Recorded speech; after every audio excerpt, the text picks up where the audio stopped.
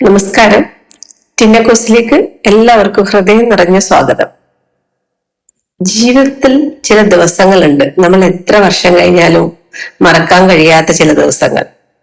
അങ്ങനെ ഒരു ദിവസമാട്ടോ ഇന്ന് നിങ്ങളുമായി ഞാൻ പങ്കുവയ്ക്കുന്നത്. ഞങ്ങളുടെ പുതിയ ഹോണ്ട എലിവേറ്റ് ഷോറൂമിൽ നിന്ന് ഡെലിവറി എടുത്ത ദിവസം ആ കാറുമായി ആദ്യം എവിടേക്ക് പോകണം എന്ന ചോദ്യത്തിന് ഞങ്ങൾക്ക് ഒരു ഉത്തരവേ ഉണ്ടായിരുന്നുള്ളൂ. ആദ്യം ഗുരുവായൂരപ്പന്റെ അടുത്തേക്ക്. കാരണം ഈ വാഹനം ഞങ്ങളുടെ പരിശ്രമത്തിന്റെ ഫലം മാത്രമല്ല, ഭഗവാന്റെ അനുഗ്രഹത്തിന്റെ അടയാളം എന്നാണ് ഞങ്ങൾ വിശ്വസിക്കുന്നത്. ഷോറൂമിൽ നിന്ന് നേരെ ഗുരുവായൂരയിലേക്ക് യാത്ര തുടങ്ങി. മനസ്സിൽ ഒരേ ഒരു പ്രാർത്ഥന, കണ്ണാ, ഈ യാത്രയും ഇനി വരുന്ന എല്ലാ യാത്രകളും നീ തന്നെയാണ് നടത്തേണ്ടത്. ഗുരുവായൂരിൽ എത്തിയപ്പോൾ അറിയാൻ കഴിഞ്ഞിരുന്നു ഉദയാസ്തമന പൂജ നടക്കുന്ന ദിവസമാണെന്ന്. അറിയാലോ, ഉദയാസ്തമന പൂജ ഉള്ള ദിവസം ഗുരുവായൂരിൽ പോയിട്ടുള്ളവർക്കെല്ലാം അറിയാം. ആ ദിവസങ്ങളിൽ പല സമയങ്ങളിലും നട അടയ്ക്കും. ഞങ്ങൾ എത്തിയപ്പോഴേക്കും നട അടഞ്ഞിരിക്കുകയായിരുന്നു. ഒരു നിമിഷം മനസ്സിൽ ചെറിയൊരു വിഷമം തോന്നിട്ടോ. ഇത്ര ദൂരം പുതിയ വണ്ടിയുമായി വന്നിട്ട് ഇന്ന് ഭഗവാനെ കാണാൻ പറ്റുമോ? പക്ഷെ അത്ഭുതം സംഭവിച്ചത് അവിടെയായിരുന്നു. ഏകദേശം 10 മിനിറ്റ് മാത്രം കാത്തിരുന്നു. അത് ഞങ്ങളുടെ കുറച്ച് സാധനങ്ങളൊക്കെ വാങ്ങാൻ വേണ്ടി അതൊക്കെ വാങ്ങി കഴിഞ്ഞപ്പോഴേക്കും നട തുറന്നു. ഞങ്ങളുടെ വാഹനം പൂജിച്ചു. വളരെ മനോഹരമായി എല്ലാം കഴിഞ്ഞു. പിന്നീട് അറിഞ്ഞത് ഞങ്ങളുടെ പിന്നാലെ വന്ന പല വാഹനങ്ങൾക്കും മണിക്കൂറുകൾ കാത്തിരിക്കേണ്ടി വന്നു എന്നാണ്. അപ്പോൾ മനസ്സിൽ തോന്നിയത് ഒറ്റ കാര്യം മാത്രം, ഇത് ഗുരുവായൂരപ്പന്റെ അനുഗ്രഹമല്ലാതെ മറ്റെന്താണ്. അതിനുശേഷം ഞാൻ പതിവ് പോലെ നെയ്വിളക്ക് കത്തിച്ച് ഭഗവാനെ തൊഴാൻ തീരുമാനിച്ചു. കുട്ടികളുടെ പേരിൽ എല്ലാ മാസവും ഞാൻ 1000 നെയ്വിളക്ക് നടത്താറുണ്ട്. അതുകൊണ്ട് ഈ പ്രാവശ്യം അതേ ആഗ്രഹം വെച്ചു. പക്ഷെ അവിടെയുള്ള ജീവനക്കാർ പറഞ്ഞു, ഇന്ന് ഉദയാസ്തമന പൂജയാണ്, ഇപ്പോൾ നെയ്വിളക്ക് കത്തിക്കാൻ കഴിയില്ല, നല്ല തിരക്കാണ്. ഞാൻ വീണ്ടും വളരെ സ്നേഹത്തോടെ അവരോട് പറഞ്ഞു, ചേട്ടാ പ്ലീസ്, ഇന്ന് പുതിയ വണ്ടിയായിട്ടാണ് വന്നത്. അപ്പോൾ അവർ പറഞ്ഞു, ശരി തരാം, പക്ഷെ കുറച്ച് സമയം എടുക്കൂട്ടോ. ഞാൻ മനസ്സിൽ പറഞ്ഞു, എത്ര സമയം എടുത്താലും കുഴപ്പമില്ല, ഭഗവാനെ കണ്ടിട്ടേ മടങ്ങും. അതിനുശേഷം ഞാൻ ലൈൻ നിൽക്കാൻ പോയി. അയ്യോ, എന്തൊരു തിരക്ക്, ആളുകൾ മാത്രം. ലൈൻ കണ്ടപ്പോ തന്നെ ആരും ഒന്ന് പേടിച്ചു. എന്റെ ഭർത്താവ് പറഞ്ഞു, ഇന്ന് വേണോ, നമുക്ക് പിന്നൊരിക്കൽ വരാം എന്നൊരു ഭാവത്തോടു കൂടി, നമ്മളെപ്പോഴും വരാറൊക്കെ ഉള്ളതല്ലേ എന്നൊക്കെ. പക്ഷെ എന്റെ മനസ്സ് സമ്മതിച്ചില്ല. ലൈൻ നിൽക്കുമ്പോൾ ഞാൻ ദൂരെ നിന്ന് താമരക്കണ്ണനെ നോക്കി മനസ്സിൽ പറഞ്ഞു, ആ ഒരു ഭാഗത്താണ് ഞങ്ങൾ ലൈൻ നിന്ന് തുടങ്ങിയത്. കണ്ണാ, ഇന്ന് പുതിയ വണ്ടിയായിട്ടാ വന്നത്, ഒന്ന് വേഗം നിന്നെ കാണാനുള്ള അവസരം ഉണ്ടാക്കി തരണേ. 5 മിനിറ്റ് പോലും കഴിഞ്ഞില്ല. അപ്പോൾ അത്ഭുതം പോലെ എന്റെ ഭർത്താവിന്റെ പരിചയത്തിലുള്ള ഒരാൾ അവിടെ വന്നു. ഞങ്ങൾ ഒന്നും ചോദിച്ചിട്ടില്ല, ഒന്നും ആവശ്യപ്പെട്ടില്ല, വെറുതെ ഒരു ഹായ് മാത്രം പറഞ്ഞു. അവിടെ ഒരുപാട് പേര് ഞങ്ങൾക്ക് പരിചയമുള്ള ആൾക്കാർ, തിരുമേനിമാരും ഒക്കെ ഉണ്ട് കേട്ടോ. പരമാവധി ഞങ്ങൾ ആരെയും ബുദ്ധിമുട്ടിക്കാതെ പോവാൻ നോക്കും. കാരണം അവർക്കും പരിമിതികളൊക്കെ ഉണ്ടാവുമല്ലോ. അതിനിടയിൽ കൂടി തന്നെ ഒരു കാര്യം പറയട്ടെ. ഞാൻ ഭഗവാന് വേണ്ടിയിട്ടൊരു തുളസിമാല കൊണ്ടുവന്നിട്ടുണ്ടായിരുന്നു. അപ്പം ഞാനത് നമ്മുടെ ഫ്രണ്ട് ഭാഗത്ത് തന്നെ ഭഗവാനെ ഞാൻ ചാർത്തിയിട്ടുണ്ടായിരുന്നു.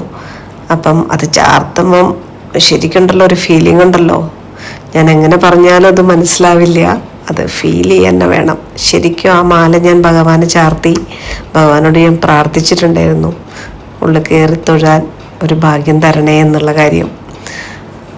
പക്ഷെ അദ്ദേഹം തന്നെ പറഞ്ഞു, വരൂ. ഞങ്ങളെ നേരെ മുന്നിലേക്ക് കൊണ്ടുപോയി. കണ്ണ് തുറന്നടയ്ക്കുന്ന സമയം കൊണ്ട് ഞങ്ങൾ അകത്ത്. നല്ല തിരക്കുണ്ടായിരുന്നു, പക്ഷെ എയറിൽ പോകുന്ന പോലെ അങ്ങ് പോയി. ആളുകളുടെ ബഹളം ഒന്നും ഞാൻ കേട്ടില്ല. എനിക്ക് തോന്നി ആരോ കൈപിടിച്ച് നടത്തുന്നത് പോലെയൊക്കെയാണ്. അത്ര എളുപ്പത്തിൽ ഞാൻ ഗുരുവായൂരപ്പന്റെ തിരുമുന്നിലെത്തി. ആ നിമിഷം എന്താണ് ഞാൻ പ്രാർത്ഥിച്ചതെന്ന് പോലും എനിക്കൊന്നും ഓർമ്മയില്ല. കണ്ണ് നിറഞ്ഞു, മനസ്സ് നിറഞ്ഞു. ഒരു വാക്ക് മാത്രം പറഞ്ഞു, നന്ദി കണ്ണ. ഇപ്പോഴും ഞാൻ കണ്ണന്റെ മുന്നിലെത്തുമ്പോൾ ആവശ്യങ്ങളൊന്നും സത്യത്തിൽ ഞാൻ പറയാറില്ല. എപ്പോഴും ഭഗവാന്റെ അടുത്ത് എത്തിക്കഴിഞ്ഞാൽ കുറേ നന്ദി പറയും. എന്റെ ലൈഫിലെ എന്റെ ഏറ്റവും വലിയ വിജയം അതാട്ടോ എന്ന് ഞാൻ വിശ്വസിക്കുന്നത്. കാരണം ഗുരുവായൂരിലെത്തുമ്പോൾ ഞാൻ ഒന്നും ആവശ്യപ്പെടാറില്ല. കാരണം ഭഗവാൻ എല്ലാം അറിയാലോ. പക്ഷെ എന്തെങ്കിലും നമ്മൾ പറയാറുണ്ട്, ഇവിടെ നിന്നൊക്കെ അങ്ങ് പറയും. അവിടെ എത്തുമ്പോ നന്ദി കണ്ണ, നന്ദി മാത്രമേ പറയാറുള്ളൂ എന്നങ്ങ് പറയും. സത്യത്തിൽ അത് തന്നെയാണ് സത്യവും. ദർശനത്തിന് ശേഷം ആ ചേട്ടൻ ഞങ്ങൾക്കൊരു വലിയ അനുഗ്രഹം കൂടി തന്നൽകി കേട്ടോ. ഭഗവാനെ ചാർത്തിയ മഞ്ഞപ്പട്ടും പട്ടുകോണവും. അത് കുറച്ച് പൂക്കളൊക്കെ തന്നു. ഭഗവാന്റെ തിരുനടയിൽ നിന്നുള്ള പൂക്കളാട്ടോ അത്.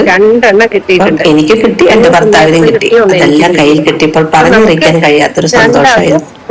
പുറത്തിറങ്ങിയപ്പോൾ ഞാൻ ഭർത്താവിനോട് പറഞ്ഞു, നമുക്ക് 2 ഉണ്ടല്ലോ, ഒന്ന് നമുക്ക് മതി, മറ്റൊന്ന് ഒരു ഗുരുവായൂരപ്പ ഭക്തന് കൊടുക്കാം. ആദ്യം ഭർത്താവ് അത്ഭുതപ്പെട്ടു. കാരണം ഇങ്ങനെയുള്ള സാധനങ്ങളൊക്കെ നമുക്കത് ഭഗവാന്റെ തിരുനടയിൽ കിട്ടുമ്പോ കൊടുക്കാൻ എല്ലാവർക്കും ഒരു മടിയല്ലേ. പക്ഷെ എനിക്ക് മനസ്സിൽ തോന്നിയ എന്താ പറയാ, 2 കിട്ടിയിട്ടുണ്ടല്ലോ, അപ്പൊ ഒന്ന് മതിയല്ലോ ഞങ്ങൾക്ക്. അപ്പൊ പിന്നെ ഞാൻ ഒരുപാട് പേരെ നോക്കി, ആർക്കാണ് കൊടുക്കേണ്ടത്, ആരാണ് ശരിയായ ആൾ. ഒരുപാട് നേരം ആരെയും തെരഞ്ഞെടുക്കാൻ കഴിഞ്ഞേയില്ല. അപ്പോൾ ഞാൻ തന്നെ ചിരിച്ചു, എനിക്ക് എന്താ ഇത്ര സംശയം.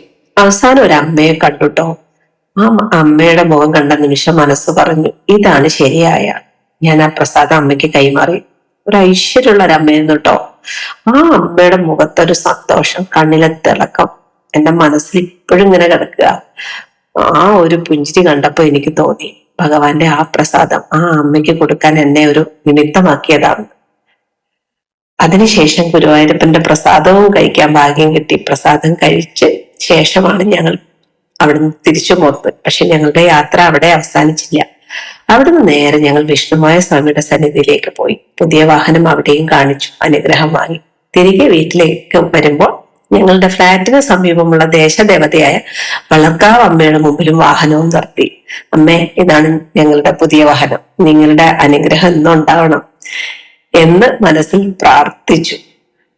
ആ ദിവസം ഒട്ടാകെ എനിക്കൊരു കാര്യം മാത്രമാണ് വീണ്ടും വീണ്ടും തോന്നിയത്. നമ്മൾ ഭഗവാനെ വിശ്വസിച്ച് ഒരു ചുവട് മുന്നോട്ട് വെച്ചാൽ ബാക്കി വഴികൾ അദ്ദേഹം തന്നെ തുറന്നു തരും. ഈ വാഹനം ഞങ്ങൾക്കൊരു വാഹനം മാത്രമല്ല, ഞങ്ങളുടെ സ്വപ്നങ്ങളുടെ ഒരു തുടക്കമാണ്. കാരണം ഞങ്ങള് യാത്രകളൊക്കെ തുടങ്ങണം എന്നൊക്കെ ഒരു ആഗ്രഹമുണ്ട്. അമ്പലങ്ങളും പിന്നെ ഞാനിങ്ങനെ വീഡിയോ ഒക്കെ എടുത്ത് ഐതിഹ്യങ്ങളൊക്കെ പറയുമ്പോൾ കൂടുതൽ അമ്പലങ്ങളിലേക്കൊക്കെ പോവാൻ കുറച്ച് നല്ലൊരു വണ്ടി ആവശ്യമായിരുന്നു. അപ്പൊ അങ്ങനെ ഒരു ആഗ്രഹം പറഞ്ഞ് പെട്ടെന്ന് നടത്തി തന്നില്ലേ. അപ്പൊ അതിനെത്രയാ നന്ദി പറയാ. ഗുരുവായൂരപ്പന്റെ അനുഗ്രഹത്തിന്റെ ഒരു ഓർമ്മ തന്നെയല്ലേ. ഈ വീഡിയോ കാണുന്ന എല്ലാവർക്കും ഗുരുവായൂരപ്പന്റെ അനുഗ്രഹം എന്നും ഉണ്ടാവട്ടെ. നിങ്ങളുടെ ജീവിതത്തിലും ഇത്തരത്തിലുള്ള അനുഭവങ്ങൾ ഉണ്ടായിട്ടുണ്ടെങ്കിൽ കമന്റിൽ എഴുതണം. വീഡിയോ ഇഷ്ടമായെങ്കിൽ ലൈക്ക് ചെയ്യൂ, ഷെയർ ചെയ്യൂ. ടിന്നക്കൂസ് ചാനൽ ഇതുവരെ സബ്സ്ക്രൈബ് ചെയ്തിട്ടില്ലെങ്കിൽ സബ്സ്ക്രൈബ് ചെയ്യാനും മറക്കരുത്. അടുത്ത വീഡിയോയിൽ വീണ്ടും കാണാം.